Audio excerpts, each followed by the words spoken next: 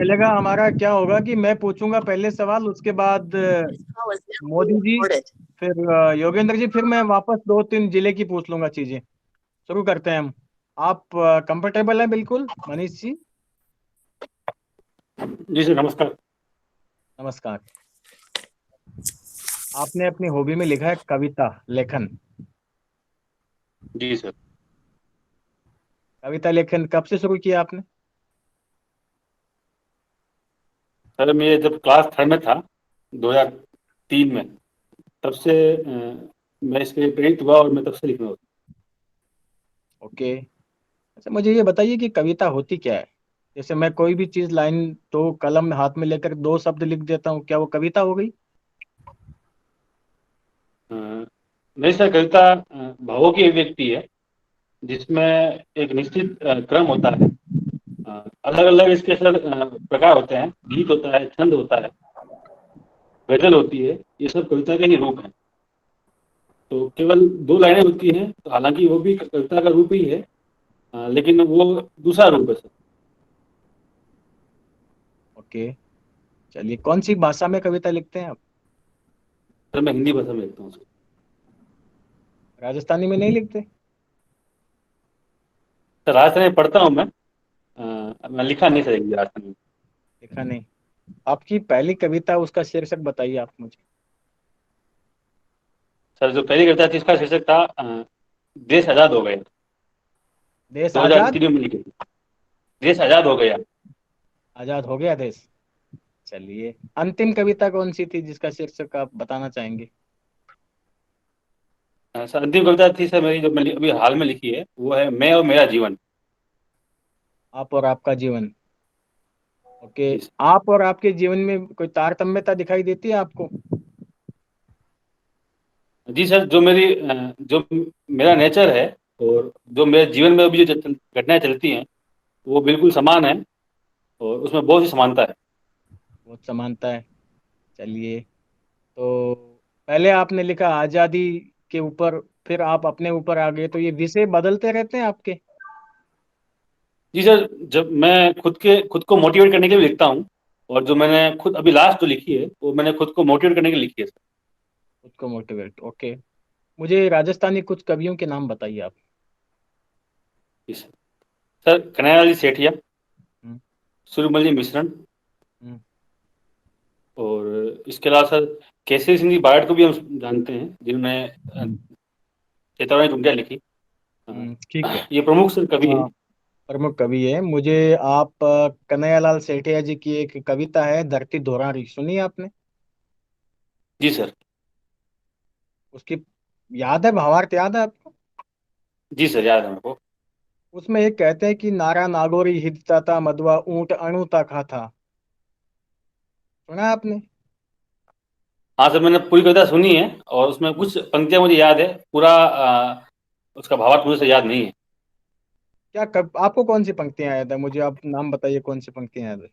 Sir इसमें है, आ तो सुरगा ने शर्मावे, इन पे देर मन नहीं आवे। हाँ। सर ये वाली जो लाइन हैं मुझे याद है।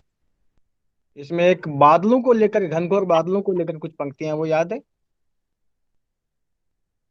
माफी काला चाहूंगा सर, मुझे बादलिया, याद नहीं। काला बादलिया गहरावे। नहीं याद है? हाँ जी सर। ठीक है। चलिए, आधुनिक कवियों में आप किन को विशेष पसंद करते हैं? मुझे आप नाम बताएं केवल उनका। सर वर्तमान में मैं हरिओम पमार जी हैं, और कुमार विश्वास हैं, संदीप द्विवेदी हैं। वर्तमान परिप्रेक्ष्य में देखते हैं इनको। और इसके अलावा सर हरिवंश राय बच्चन, हम्म। इनकी कविताएं मुझे पढ़नी और सुननी अच्छी लगती है सर।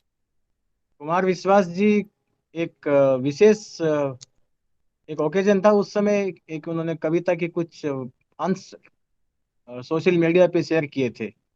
आप वो पंक्तियां याद कर पा रहे हैं? हाँ सर।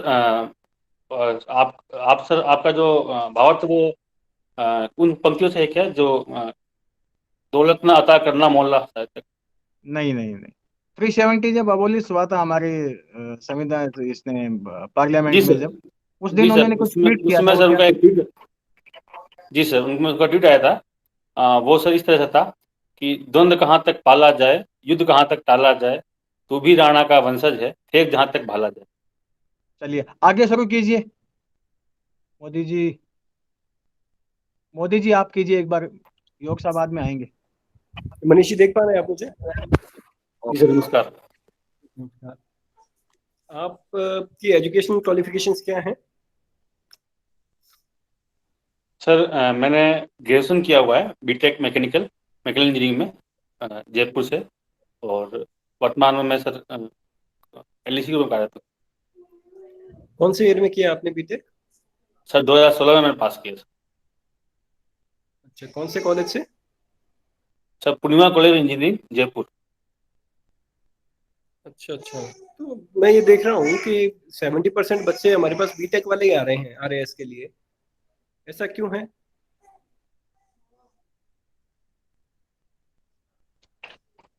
सर इसके पीछे कई कारण हैं। जो प्रशासनिक सेवाओं में आने के पीछे बहुत से कारण हैं। सर मैं अपना बता सकता हूँ कि मैं इस क्षेत्र में क्यों आ रहा हूँ। बताइए। सर जब 12th के बाद मेरा तय था कि मुझे प्रशासनिक सेवा में जाना है, लेकिन जॉब सिक्योरिटी के लिए एक प्रोफेशनल कोर्स की आवश्यकता थी जो मेरे लिए जॉब सिक्योर करती थी। इसलिए मैंने बीटेक करी और बीटेक के बाद मैंने कॉलेज से प्लेसमेंट भी लिया सर। और इसके अलावा सर जो प्रशासनिक सेवाएं हैं वो एक वाइड एरिया देती हैं और मेरा जो खुद का नेचर है उस नेचर से बहुत सूट करती है सर। मैं खुद अलग अलग क्षेत्र में और अलग अलग जो चुनौतियां हैं उनके साथ काम करने में सहज महसूस करता हूँ। और ये जो जॉब है ये भी उसी प्रकृति की है।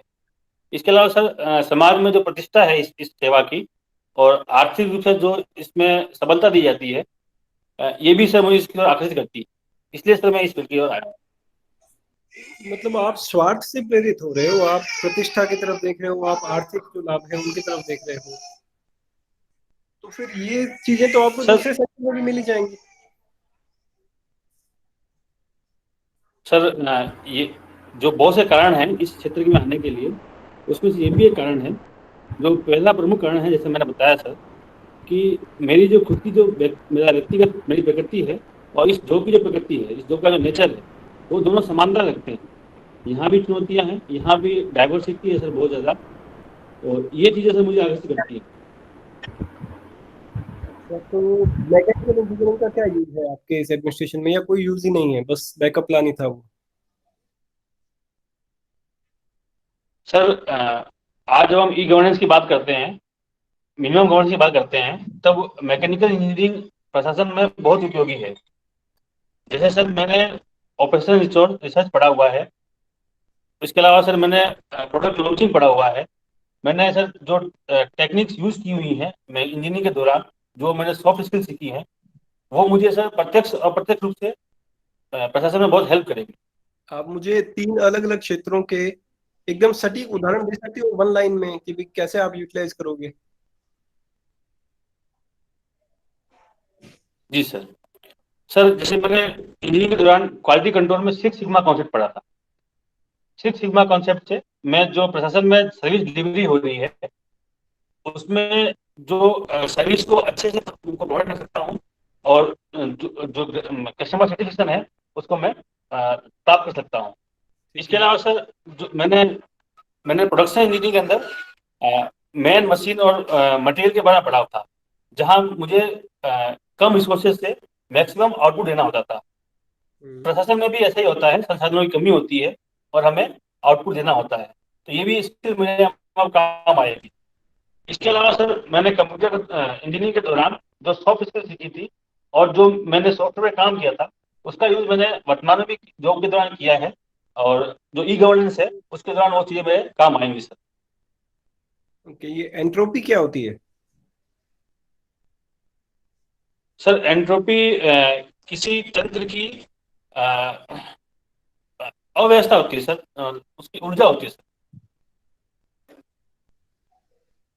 ये सर जब जो जो सिस्टम है जब बंद होता है या उसकी स्पीड कम होती है तो एंट्रोपी कम होती है। और जब उसमें डेविएशन बढ़ता है, विचलन ज्यादा होता है, तो एंट्रोपी बढ़ जाती है। ओके, ये कोविड के दौर में आपके ग्रेजुएशन जो भी आपने सीखा है उसका कोविड के रोकथाम में कोई उपयोग कर सकते हैं आप?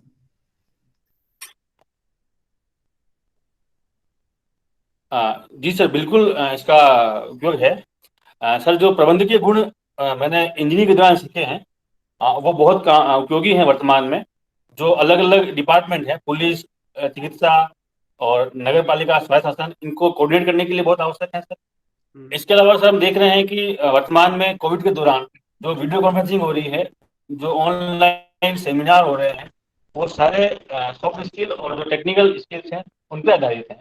तो ये स्किल्स और वो इंजीनियरिंग वर्तमान में मेरे काम आ रही है। बहुत बढ़िया। और ये वीकेंड लॉकडाउन क्या होता है?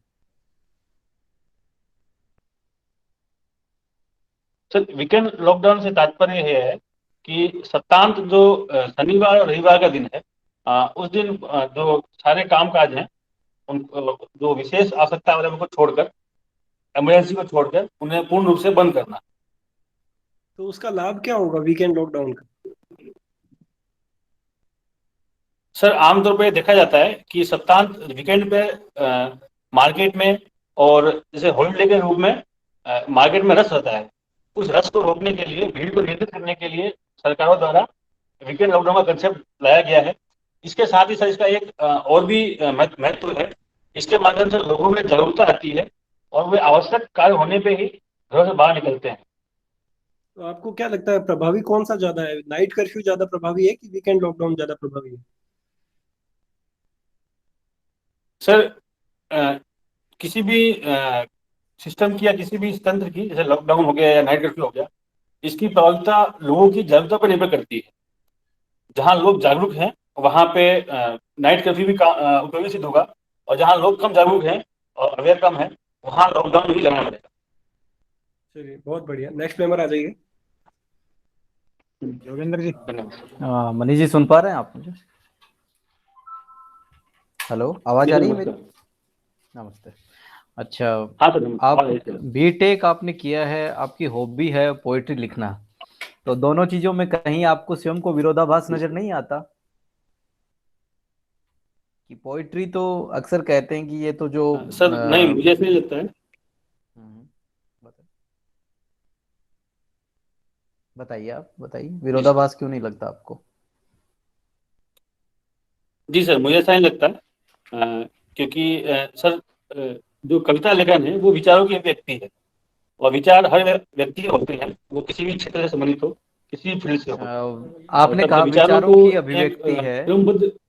एक मिनट, आपने कहा विचारों की अभिव्यक्ति, आप एक बार सोच के मुझे बताइए, भावों की अभिव्यक्ति है या विचारों की अभिव्यक्ति है? फिर निबंध क्या होगा? विचारों की अभिव्यक्ति अगर कविता है तो निबंध किसे कहेंगे फिर आप? सर, बिल्कुल, सर, जो भाव होते हैं वो हमारे विचारों से ही आते हैं। जो हम सोचते हैं, आप उसी के अनुसार हमारे भाव हो जाते हैं। तो यह बिल्कुल ऐसा भावों सही की, है। बिल्कुल बिल्कुल, कविता है ना, अंततः भाव की व्यक्ति है, भावों की उसको अभिव्यक्ति विचार है, समझ होते विचारों हैं। की अभिव्यक्ति होगी तो फिर निबंध हो जाएगा, है ना? ठीक है, चलो। अच्छा, अभी कोरोना का दौर चल रहा है, कुछ जितना भी आपसे हो सकता है 2 से 3 मिनट का आप टाइम लीजिए, कुछ पंक्तियां लयबद्ध करके या फिर जैसे भी उनकी विषय वस्तु मुझे जो आप सुझाइए कि जिससे आप जनता को अवेयर कर सको। वो लोग हैं, वो मतलब जो उनका जो व्यवहार है वो कोरोना की स्थिति में अनुकूल नहीं है, लॉकडाउन का पालन पूरी तरीके से अपने स्तर पर नहीं कर रहे, तो कैसी क्या आपकी विशेषता, आपकी जो विषय वस्तु क्या होगी पोएट्री की, जिसमें आप उनको थोड़ा सा समझा सके, अवेयरनेस ला सके और उनको कन्विनेंस कर सके आप?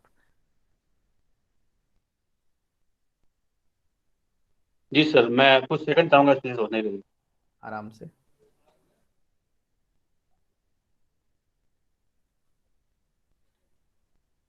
सर, लेबल मत कीजिए, जैसा कि हम समय देखते हैं समय कि लगता है वर्तमान। पोएट्री लिखने में, आप विषय विषय वस्तु बताइए, कैसे क्या आप बैकग्राउंड रखेंगे और लोगों को कैसे कन्विनेंस करेंगे, कैसे उनके खतरे होंगे, वो 4-5 चीजें समेट के मुझे बताइए, कोशिश कीजिए आप।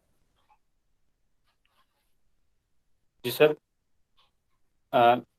तो एक चीज हम देखते हैं वर्तमान में, कोरोना के कारण लोगों में निराशा बहुत हो चुकी है। लोग निराश हैं और वो हताश हैं कि हमारे साथ क्या होगा। वो बहुत परेशान भी है उन चीजों से। तो मैं दो पंक्तियां सोच पा रहा हूँ अभी। अ, सर, वो इस तरह से होंगी कि जब भी परेशान होता हूँ जीवन की परेशानियों से, मिलती है मुझे हिम्मत बचपन की कहानियों से। अभी आरंभ सोची की आपने अड़चन से या बचपन से लिखी हुई थी अवरोध नहीं आपकी? होता। ठीक है, okay, very good, good good. Sir चलिए इसमें आगे से आगे बात करते हैं हम। सर जो कुछ पंक्तियां हैं। ठीक है, ओके, ठीक है। बात करते हैं हम। क्या आप इन दिनों अखबार आप लगातार पढ़ रहे हैं, जैसे हालात है वैसे अखबार के टच में है? कौन सा जी सर। अखबार पढ़ते हैं आप? सर आपकी आवाज में कट रही है सर, अभी जाऊंगा। अब मेरी आवाज आ रही है आप तक? आ रही आवाज आ आ रही रही है। है मेरी आप तक? आ रही है, मनीष जी अब की आ रही है बात। सर, अब आ रही है। आ रही है सर आवाज आपकी। हाँ, मैं ये कह रहा हूँ अखबार आप लगातार पढ़ रहे हैं, तो इन जी सर। दिनों जो कोरोना की जो दूसरी लहर है अभी, और जो भी जैसे हालात हैं, तो दो वैक्सीन पहले से इंडिया में कोवैक्सीन और कोविशील्ड थी। अभी एक तीसरी वैक्सीन को और इनकी तरह यूज करने के लिए पूरे प्रयास कर दिए गए हैं, उसको भी लगाया जाए। कौन सी है वो वैक्सीन? सर वो स्पुतनिक 5 करके। अच्छा, क्या है ये स्पुतनिक 5? कौन से देश से है और क्या है? भारत में इसको कौन बनाएगा? सर ये रशिया में डेवलप हुई है, और भारत में हम्म। सर रेड्डी लेबोरेटरी करके हैदराबाद में है। उससे इसका कोलैबोरेशन हुआ है, उसका प्रोडक्शन वही करेगी। अच्छा, हैदराबाद में कोई प्रशासन से जुड़ा हुआ या फिर कोई और कोई बड़ा संस्थान है जो याद कर पा रहे हो आप, जहाँ पर एक इस तरह की ट्रेनिंग्स होती हों? कोई ऐसा संस्थान आप याद कर पा रहे हैं? जी सर, हैदराबाद में राष्ट्रीय पुलिस अकादमी, सरदार वल्लभ भाई पटेल राष्ट्रीय पुलिस ओके, अकादमी संस्था है, जहाँ आईपीएस को ट्रेनिंग देती ओके, और याद कीजिए, कोई सेना से जुड़ा हुआ कोई? है। मैं भी जाऊंगा सर, मैं भी एक ही याद कर पाता हूँ। अच्छा, इंडियन एयरफोर्स की जो है दुंडीगल हैदराबाद एयरफोर्स, जो ऑफिसर्स हैं उनकी भी वही होती है। चलिए हम बात थोड़ी सी चित्तौड़ की करते हैं आपसे। चित्तौड़ से ही हुई है जी ना सर। आपकी पढ़ाई लिखाई? नहीं सर, मैं मूलतः राजसमंद से हूँ। ठीक है। आपका जो जी सर। राजनगर और राजसमंद में क्या फर्क है? दोनों जगह एक ही हैं या फिर क्या फर्क है दोनों में? सर जो राजसमंद है वो जिले का नाम, और जिले का नाम सर जो राणा राज सिंह जी ने राजसमंद झील बनाई थी उसके नाम पर पड़ा। जो मूल कस्बा है, जहाँ आबादी बस्ती है, वो है राजनगर। तो सर राजसमंद नाम से, या राजसमंद नाम का कोई वास्तव में स्थान नहीं है, ये राजसमंद झील का ही है, जिसके नाम पे राजसमंद जिले का नाम पड़ा है। अच्छा, राजस्थान की कोई दो ऐसी मुझे झील या साइट बताइए जो रामसर साइट के अंतर्गत जिनको गिना जाता है। सर सांबर लेक है, उसे रामसर साइड में लेते हैं। और इसके अलावा सर घना पक्षी अभयारण्य केला देव भरतपुर में जो है, कि पिछले दिनों ये उसे भी रामसर साइड में लेते हैं। सांबर सांबर जो झील है ये चर्चा में रही थी पिछले दिनों, किस वजह से रही? सर एक कारण इसमें यह था कि पिछले कुछ समय यहाँ पे जो प्रवासी पक्षी हैं उनकी काफी मृत्यु हुई थी यहाँ पे, तो इसकी वजह चर्चा में रही थी। कोई और नमक के लेके कोई इलीगल या फिर गैर कानूनी तरीके से वहां पर कुछ नमक का उत्पादन या फिर कोई खनन वगैरह को लेके ऐसे कुछ विवाद था? मैं भी चाहूंगा सर, मैंने इस बारे में पढ़ा नहीं। चलिए आपकी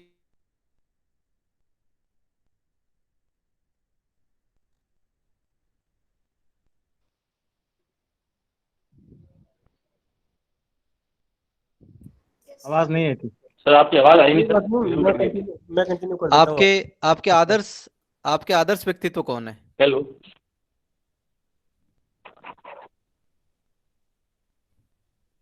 ठीक है सर, ओके, ठीक। दोबारा बोलिए, इनको सुनाई नहीं दिया लगता। करिए नंदू सा कोई बात नहीं, नेटवर्क पर प्रॉब्लम है, कंक्लूड कीजिए, कोई दिक्कत नहीं। नहीं सर, एक दो आप क्वेश्चन और पूछता हूँ मैं। आप पूछो पूछो मुझे। ठीक है, आप ओके। इंजीनियर डे कब मनाते हैं Manish ji? Sir engineer day sir 15 सितंबर को मनाते हैं सर। क्यों मनाते हैं, क्या कारण है इसका? सर भारत के एक महानतम इंजीनियर हुए थे मोक्षगुंडम विश्वेश्वरैया, उनका जन्म दिवस 15 सितंबर को आता है। तो उन्हीं को मतलब सर साथ उनकी याद में ये इंडियन दिवस मनाया जाता है। तो आप उनको इंजीनियर कैसे कह रहे हो? उनके पास डिग्री थी क्या इंजीनियरिंग की? सर मैंने जो पढ़ा है उनके बारे में, तो उन्होंने सर मद्रास से ऐसी कोई डिग्री तो सर नहीं कह सकते उसमें की, ऐसी कोई विशेष शिक्षा उन्होंने इस क्षेत्र में प्राप्त की थी। और भारत में जो सिविल के जो काम थे तत्कालीन समय में, उनमें उनका बहुत बड़ा योगदान था। मद्रास में जो डैम निर्माण के कार्य थे, उसमें भी उनका योगदान था। इसलिए सर उनको एक भारत का प्रथम इंजीनियर इंजीनियर कहा जाता है, और उन्हीं के याद में ये दिवस मनाया जाता है।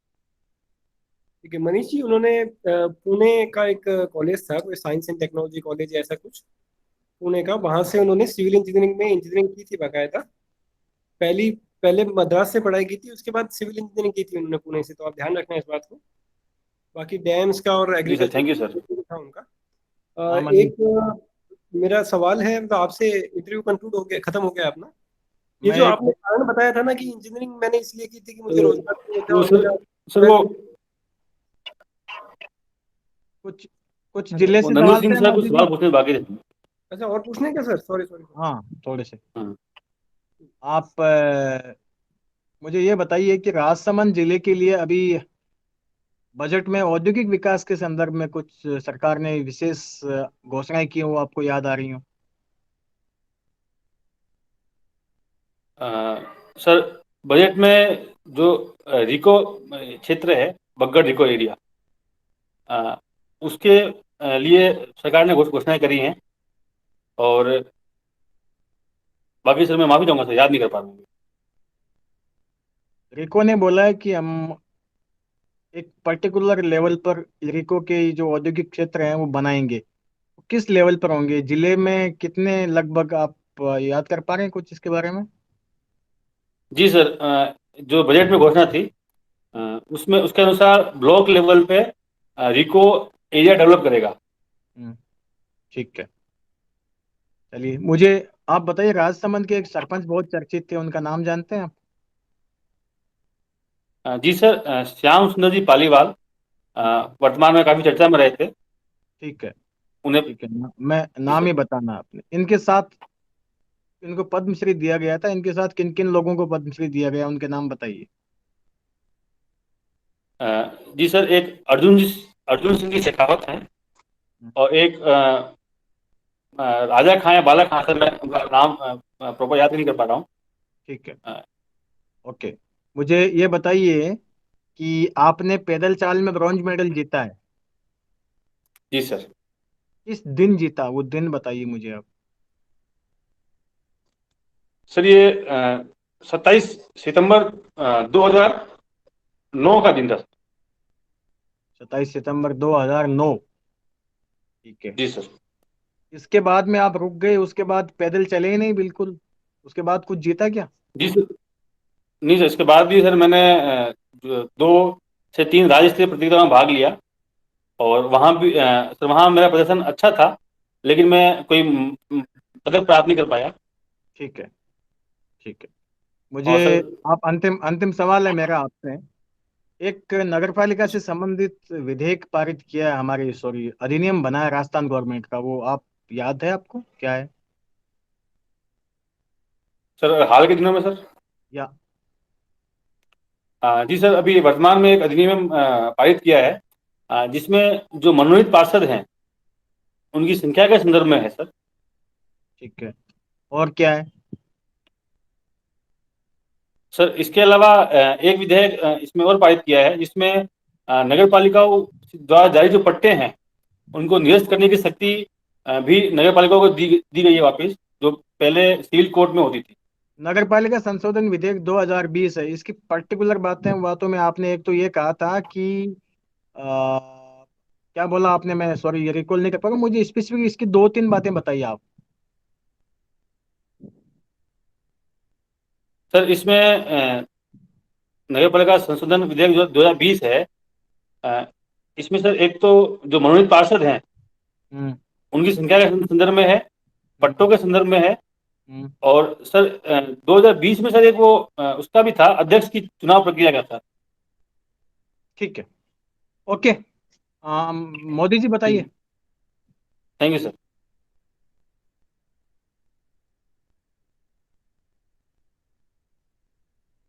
मोदी जी। मनीष जी, बाकी सवाल जवाब सब सही थे, कोई दिक्कत मुझे लगी नहीं। पर एक जो कारण आपने बताया था ना कि भाई पहले मतलब 12th से ही मेरा टारगेट था प्रशासन में आने का, और इंजीनियरिंग तो बस मैंने बैकअप प्लान के पॉइंट ऑफ व्यू से कर ली रोजगार के लिए। तो इसको अपन थोड़ा रिफाइन कर लेंगे। मुझे लगता है कि मतलब मेरे व्यक्तिगत राय है कि शायद कहीं फंसा सकता है ये आंसर अपने को। मतलब ये दूसरी डायरेक्शन में भी जा सकता है। तो एक बार अपन इस प्रश्न पर ये चर्चा वापस कर लेंगे। बाकी सब मुझे कोई ठीक है दिक्कत सर। नहीं लगी। बाकी दोनों बोर्ड मेंबर्स भी एक बार बता दें कि ये आंसर सही था क्या, मतलब ऐसा देना चाहिए कि नहीं देना चाहिए। हाँ योगेंद्र जी। हाँ मनीष जी, मोटे तौर पर जो भी आपसे प्रश्न पूछे गए थे लगभग आपके आंसर सही थे। वो थोड़ा सा ध्यान रखना कि हैदराबाद में दो चीजें थी, एक और मैंने बता दी, क्या पता संयोग से वहां पूछ लें। एक अभी आपसे छोटी सी मिस्टेक हुई है, आपने कहा अधिनियम पारित किया गया है ना, विधेयक पारित। दो बार आपने, एक बार तो सही बोला विधेयक पारित किया, एक जगह आपने लिया अधिनियमित, अधिनियम पारित किया। अधिनियम पारित नहीं होता ना, विधेयक ही पारित विजय होता है, भाई। फिर वो अधिनियम बन जी जाता जी जी। है ना। एक छोटी सी मिस्टेक ये यहाँ पर हुई बस। और बाकी तो ठीक है, सांबर वाले भी ठीक बताए थे। वो सांबर वाला थोड़ा सा देख लेना, पिछले दिनों नमक का अवैध खनन को लेके कैसे, वो थोड़ा देख लेना। और देखूंगा बाकी सर, मैं वहां पढ़ा भी नहीं ठीक था, मैंने। का पोएट्री कीजिए, तैयार कीजिए, तो ठीक था। वहां भी आप आसपास चले गए। और बाकी तो आपका पोस्टपोन्ड हो गया या फिर हो गया ना आपका भी। हो गया पोस्टपोन सर मेरा तो। हाँ बाकी तो एक अच्छा सा और लेंगे आपका फिर बाद में मॉक। बाकी ठीक था, मोटा मोटी आपका ठीक था। बाकी नंदू सा बताएंगे, है ना। अच्छा है मनीष जी, विशेष ध्यान रखना है। आपकी फोटो चली गई यार। ये है कि जैसे आंसर है ना, मैंने पूछा आपको कि आपने पैदल चाल चले, आपने ब्रॉन्ज मेडल जीता, उसके बाद भी कुछ किया है क्या? तो उसके बाद आपने कहना हाँ जी सर, कुछ कॉम्पिटिशन्स में मैंने और पार्टिसिपेट किया था, और उसमें भी अच्छा रहा, इतना ही कहना है। ठीक है। सोच रखना है जितना हो सके, ये कोशिश विशेष करना है। जितना पूछा बस उतना ही। जो भी आपको ओपन स्पेस दिया जाता है, ओपन स्पेस समझ रहे हैं मेरे कहने का मतलब है, जब आपको कहा जाता है कि इसके बारे में कुछ बताइए, तो भी अपने समराइज्ड मैनर में अपने व्यूज देने हैं। जब आपको कहे कि आपका क्या प्लान है, क्या नवाचार आप करेंगे, तो ये नहीं है कि आप नवाचारों में चार पांच नवाचार एक साथ बता दें। वो स्टेट वे एक ये कहता है कि आप पहले से रट्टा मार के आए हैं, और वो नवाचार आपने उनको परोस दिए कि ये नवाचार मैं करूंगा। वाकई बहुत मुश्किल होता है कोई भी नवाचार सुझाना, अपने आप में एक बड़ी चुनौतीपूर्ण स्थिति होती है। तो इसमें थोड़ा ध्यान रखना, जो भी चीज पूछे ओपन स्पेस हो ना, वहां पर आपने भी ओपन स्पेस देने के बावजूद भी लिमिटेड ही बोलना है। आपके अंदर क्या जी खूबियां सर। हैं, तो आपने दो तीन खूबियां ही बतानी है ना। एक आपको इन्होंने पूछा था कि आप कैसे इस्तेमाल करेंगे बीटेक की जो आपकी विशेष तकनीकी जो योग्यता है उसको प्रशासन में। तो वहां पर भी आपने ध्यान रखना है, पॉइंट टू संक्षेप में बताना है, सर मेरी ये एक मुझे लगता है कि विशेष हमारे यहाँ पे होता है, तो मैं इसको ऐसे ऐसे ऐसे ऐसे मतलब कोशिश उसमें भी यही करनी है कि हम शॉर्ट में हर चीज अपनी बताएं। उसमें एक ही जगह था जहाँ पे आप थोड़ा सा लंबा खींच रहे थे, मुझे जहां तक लगा। अदरवाइज कोई दिक्कत नहीं है, अदरवाइज बहुत अच्छा है, बहुत ही बढ़िया। आप अपना फ्लो आप जैसे है ना वैसे रखिए, कोई ज्यादा इसमें नहीं करना है कोई कोशिश इम्प्रूवमेंट, मतलब भाई हम मैं कुछ चेंज कर लूंगा, मैं धीमे, कुछ नहीं करना है। बढ़िया है। नगर पालिका अधिनियम 2020, ये तो आपको टिप्स पे होना ही चाहिए। इसमें दो नहीं सर, तीन ये चीजें। आप सर कौन सा, सर आप कौन सा पूछे थे, मैं समझ नहीं पाया था। अभी हाल के दो, जो भी जो लेटेस्ट हुए हैं वो यही थे। दो 2020 का था, जिसमें ये कहा कि कोई गलत जानकारी देते हैं तो उनका वो कर दिया जाएगा, ये दो तीन चीजें उसमें थी। और फिर जो डिक्लेरेशन देते हैं ना उम्मीदवार, उसमें इसमें चार ध्वनि विस्तारक यंत्रों का भी कुछ था कि भाई ये डीजे डाजे के ऊपर भी कुछ था, चार पांच चीजें थी, मुझ में रिकॉल कर पा रहा हूँ। हाँ वो ऐसे चुनाव के लिए तो किया था ना, चुनाव के लिए इसमें एक मतलब वो मैं देखा कि भी आप हाल हम्म। के पूछ रहे हो। चुनाव के लिए इसमें से एक तो ये किया था कि भाई आपको एफिडेविट देना है कि शौचालय है हमारे घर में। हम्म। और एक ये किया था कि भाई कोई बगाया नहीं हमारे पास। हम्म। ये ठीक नगर है। पालिका वाला विशेष देख लेना, जो भी अधिनियम है उसको उसका तो टिप्स पे होना चाहिए, क्योंकि नगर पालिका में आप खुद काम करते हैं। वो टिप्स पे रखना, हर एक चीज नगर पालिका से संबंधित जो भी आपके लेजिस्लेशन अभी हुआ है पिछले 1 साल में, वो टिप्स पे रखना है। बाकी बहुत बढ़िया है ना। आज हमने विशेष तौर से ये प्लान था हमारा कि आप 20 तारीख को जा रहे हैं तो आपको बिल्कुल सवाल है ना, एक ध्यान रखना कि क्या करते हैं। जैसे आपका साक्षात्कार वहां पे मान लो 25 को है, आप 23 को कहीं मौक देते हो किसी भी महाशय के पास, किसी बड़े प्लेटफॉर्म पे कोई भी है, वहां पर ज्यादा ज्ञान लेने की कोशिश नहीं करना है, ज्यादा लोड नहीं लेना है, 0 टाइम पे, है ना। वो कोई मैं बैठ जाऊं, मैं आपको कोई फैक्चुअल चीजें लेके आ जाऊं, मैं परोस दूं आपको, ये बताओ वो बताओ, बोला आपको तो कुछ आता ही नहीं है, फिर आप सोचो कि वास्तव में मुझे कुछ नहीं आता है। वहां जो अभी तक सवाल पूछे गए हैं ना, वो जेनरिक नेचर के हैं, इसलिए घबराने की कोई आवश्यकता नहीं है ना। सामान्य नहीं सवाल सर, होते मेरा हैं भी अभी यही, तक। बिल्कुल मेरा भी यही था कि क्या था कि सर 28 तारीख को मैं लास्ट मॉक दिया था। तो हम्म। उसके बाद से क्या है कि पढ़ने के बाद ऐसा लगा कि मुझे कुछ आता ही नहीं है। तो मैंने इसलिए कहा था कि सर कि कोई एक मॉक हो जाएगा तो ठीक, कॉन्फिडेंस अभी बढ़ जाएगा अपना। हाँ, तो बहुत बढ़िया है, बहुत इसलिए अच्छा किया, है। ऐसे ऐसे इसलिए किया था करना, सर ये। कंटिन्यूटी रखना आगे भी, है ना। चलो, बहुत बिल्कुल बढ़िया। सर, बिल्कुल। मनीष जी, महावीर जी बंद कर दीजिए अभी तो रिकॉर्डिंग तो। सर मोदी ये जी कुछ बोल रहे हैं। हाँ। इंजीनियरिंग करके प्रशासन में क्यों आना